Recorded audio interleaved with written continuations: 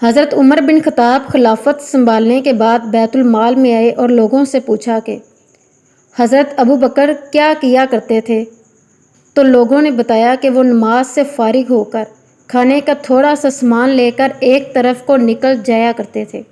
Please like and subscribe اس channel. آپ نے پوچھا کہ کہاں جاتے تھے، لوگوں نے بتایا کہ یہ نہیں پتہ، بس اس طرف کو نکل جاتے تھے۔ آپ نے کھانے کا سامان لیا اور اس طرف کو نکل گئے۔ لوگوں سے پوچھتے ہوئے کہ حضرت ابو بکر صدیق کس جگہ جاتے تھے، پتہ چلتے چلتے ایک جھونپڑی تک پہنچ گئے۔ وہاں جا کر دیکھا ایک بوڑھا آدمی دونوں آنکھوں سے اندھا ہے اور اس کے منہ پر پھالکے بنے ہوئے ہیں۔ اس نے جب کسی کے آنے کی آواز سنی تو بڑے غصے میں بولا کہ پچھلے 3 دنوں سے کہاں چلے گئے تھے؟ آپ خاموش رہے اور اس کو کھانا کھلانا شروع کیا۔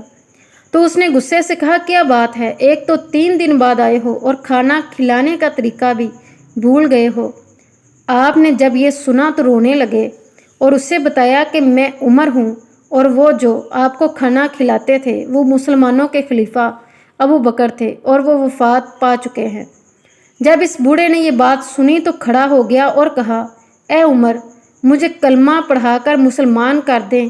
پچھلے 2 سال سے وہ آدمی روز میرے پاس آتا اور کھانا کھلاتا رہا، ایک دن بھی اس نے مجھے نہیں بتایا کہ میں کون ہوں۔